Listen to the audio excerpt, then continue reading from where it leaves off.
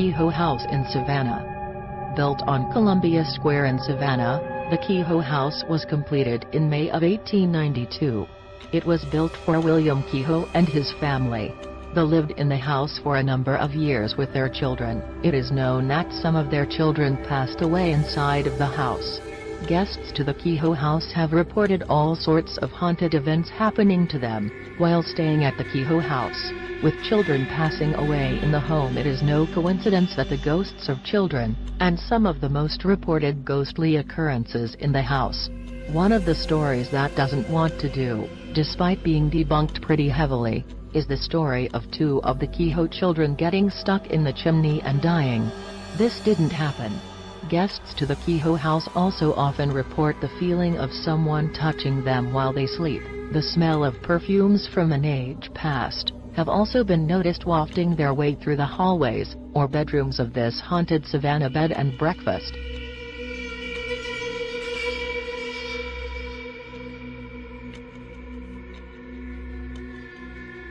The ghosts of Factors Walk in Savannah. The most overlooked areas in Savannah might be Factors Walk. Located between Bay Street and River Street, Factors Walk gets a lot of foot traffic, but very few people know what happened in this alleyway. The Grave Tales of Savannah Ghost Tour will take you down into Factors Walk in order to show you some of the hidden secrets of Savannah's past. The ghosts that call Factors Walk home have some of the most heartbreaking stories in Savannah.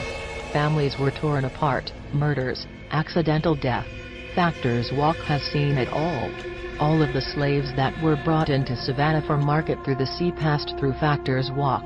The cobblestone-lined alleyway has much to be told.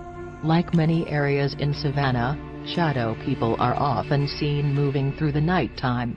While not accessible anymore, the tunnels which originate in the Factors Walk area have been known to send ghastly moans into the still night air. Moon River Brewing Company. One of the most well-known haunted locations in Savannah, Georgia is the Moon River Brewing Company. Thanks to visits by TV's Ghost Hunters and Ghost Adventures, people all over the country have been interested in the ghostly inhabitants of the Moon River Brewing Company. On one of our Savannah Ghost Tours, the Grave Tales of Savannah Ghost Tour, we often spend time visiting the Moon River Brewing Company and telling the story of why the Moon River Brewing Company is so haunted. The building that houses the Moon River Brewing Company was built in 1821 by Eleazar Early. It was first used as the City Hotel. The City Hotel was a gathering place for many well-to-do people in Savannah. Even Audubon himself spent some time in the City Hotel. The Savannah City Hotel hosted its last guest in 1864. Right before General Sherman arrived to capture the city of Savannah, during the American Civil War. The building also served as a hospital during Savannah's numerous yellow fever outbreaks. Hundreds of people, mostly children, reportedly died on the upper floors of the building during these outbreaks. It is not surprising that child spirits are often seen in the Moon River Brewing Company.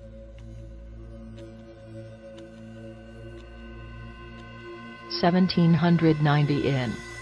Some of the most famous ghosts in Savannah take up residence at the 1790 Inn.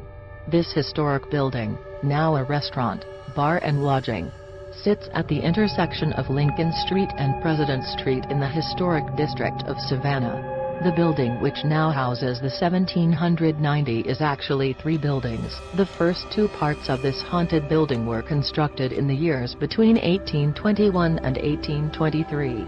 A third part, the eastern part of the building, was built in 1888. It doesn't matter which part of the 1790 you find yourself in, the possibility of having a ghostly run-in is high at the 1790.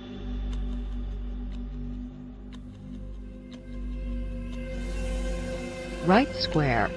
Wright Square is an interesting square with more than its share of ghost stories. On our Savannah Ghost Tours we will visit this haunted place, and show you the secrets that Wright Square hides. Beneath the large oaks that now dominate Wright Square there has been much bloodshed and anguish since Savannah's founding in 1733. Wright Square was one of the original 4 squares to be laid out in Savannah. The first white burial ground was located at Wright Square. At the southwest corner of Wright Square, extending underneath some of the buildings on that side of the square, lay the bodies of those first buried in Savannah. We will point out the exact location on the ghost tours. A common theme you will see in Savannah hauntings is one of buildings and roadways being built on top of burial grounds. Also, Wright Square was the location of gallows here in Savannah. On our ghost tours we talk about how crime and punishment was dealt out in early Savannah. And of course, you will hear the true story of Alice Riley, the first woman to be sentenced to death in Savannah.